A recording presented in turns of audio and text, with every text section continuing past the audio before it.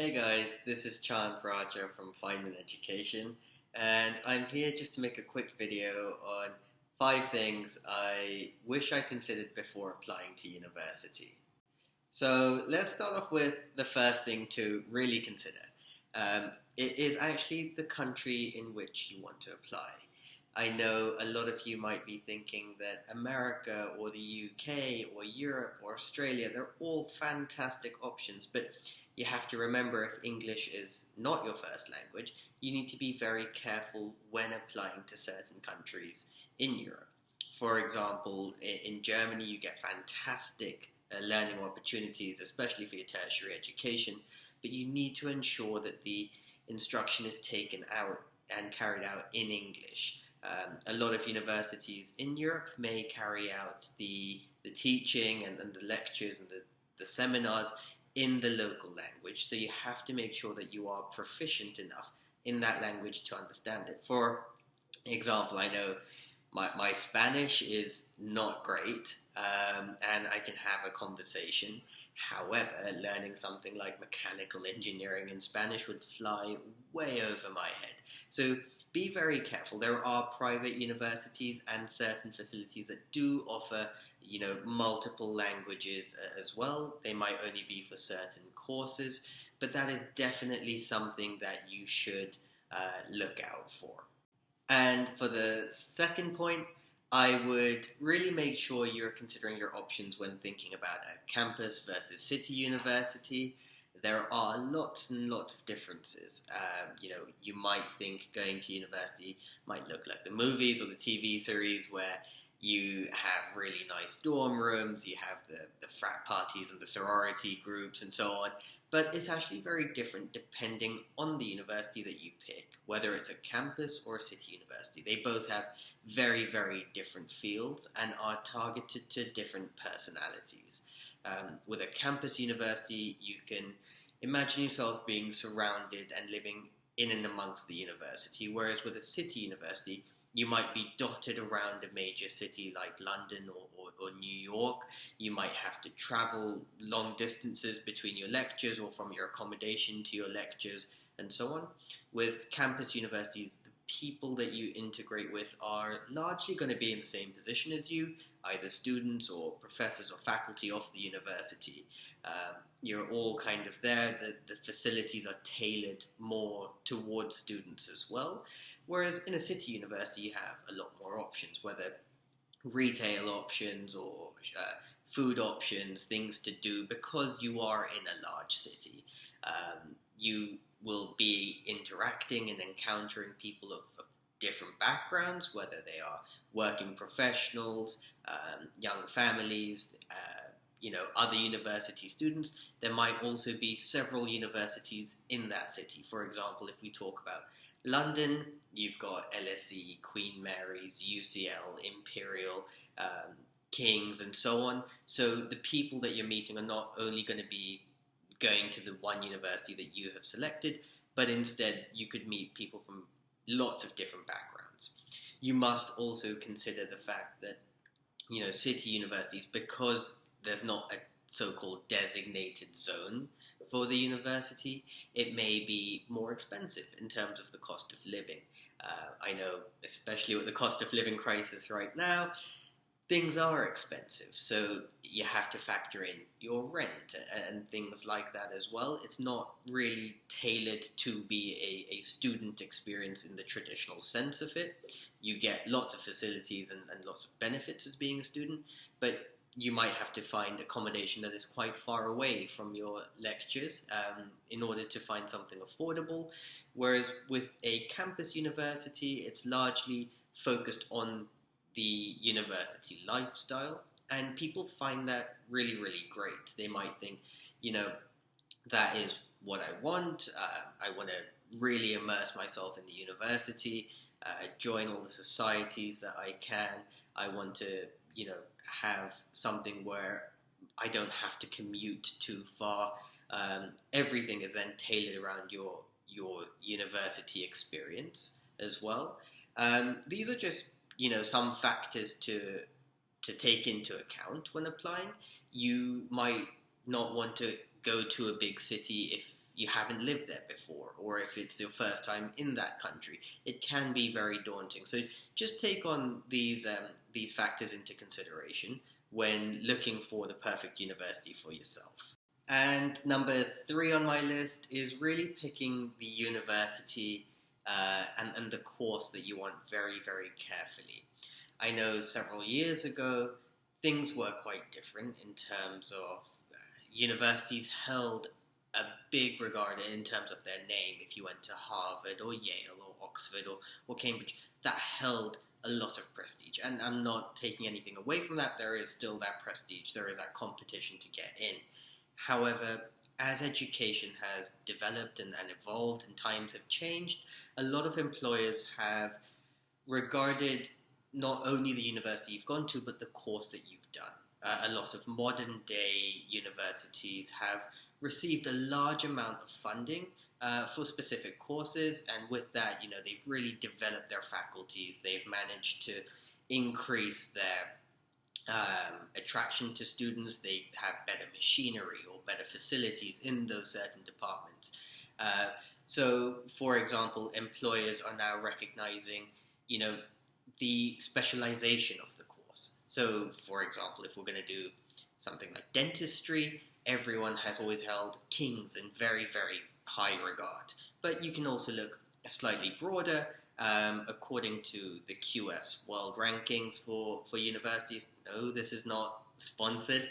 There are so many ranking tables out there, but just going by one of the large ones, Karolinska Institute in Stockholm is regarded as the best dentistry school in the world, and then something like the University of Hong Kong is a very close second, but people would not really have that association with it. So you want to try and also pick the course in terms of where you are. Somewhere like Plymouth offers a lot of practical experience as well throughout your course, which you don't get until much later on at many universities.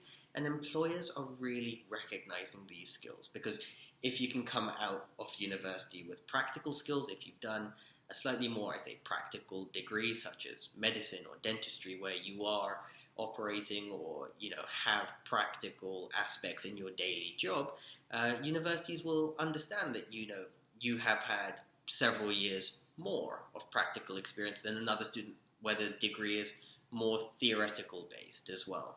So I would pick your university and your courses not solely on the name of the university, but also how that course is taught at that university.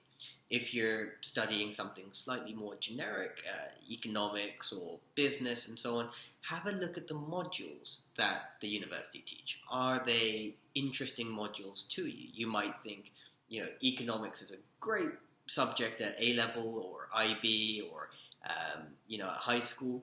However, once you get to university, it's all very modular, and if you don't enjoy, 4 of the 6 modules or whatever it is, it might not be the right university for you. Somewhere like LSE might have different modules to somewhere like Cambridge. You might be interested in more trading modules or finance modules, but the ones at a certain university might be more about development or government intervention and policies and things like that. So you really want to have a look at the modules, because that will allow you to then, in a way, specialize your knowledge and your understanding of the subject that you're reading at university, which then helps you also apply for a job and look for a career in the future as well.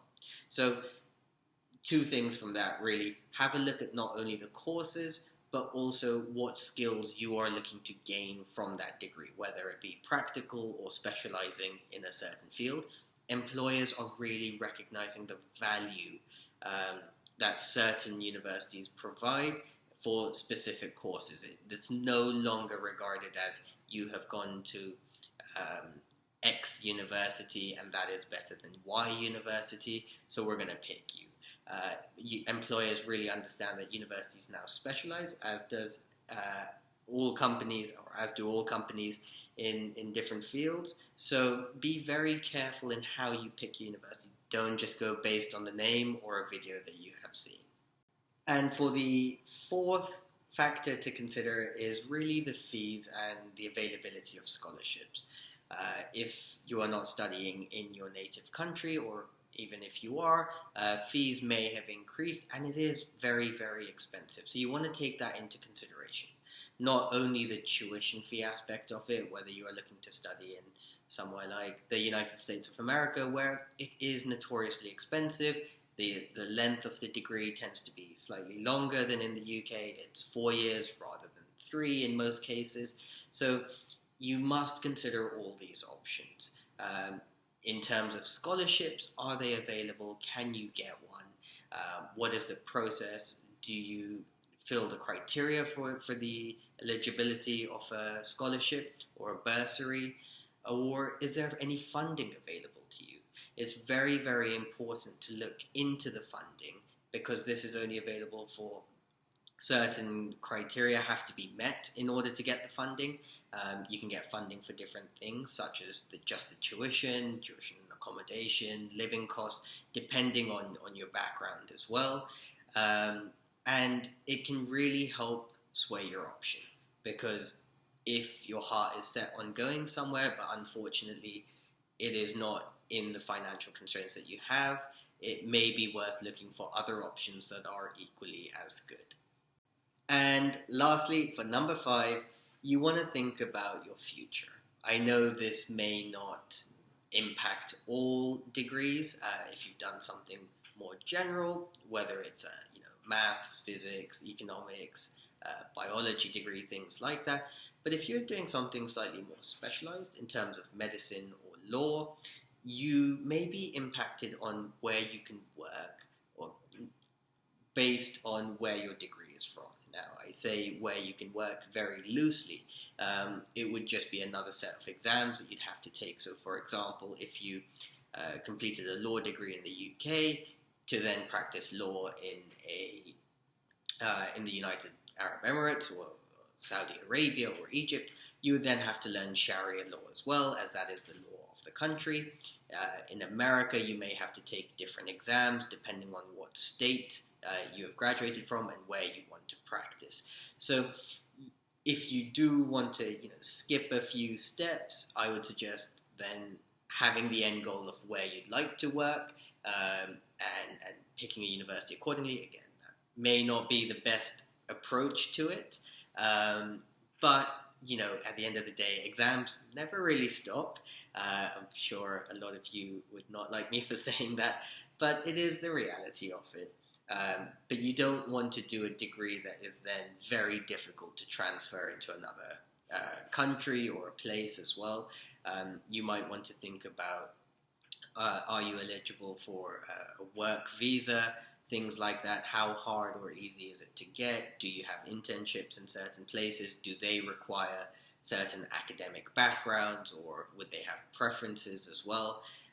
These may impact your choices. So if you have a rough idea that, I want to practice law in the UK, then a great place to go to law school would be the UK. You'd largely learn about the UK law and so on.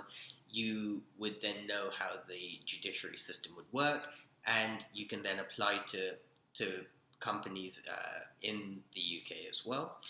It may also be worth knowing that the way that you are taught in those certain countries would largely be reflected in their own system. So medicine in America, you would start learning American practices, what is acceptable, not acceptable, and so on.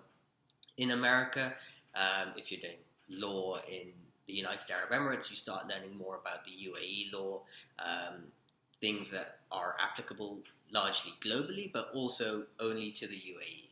So you may have to relearn some of the laws and practices if you are going to then transfer those skills in another country.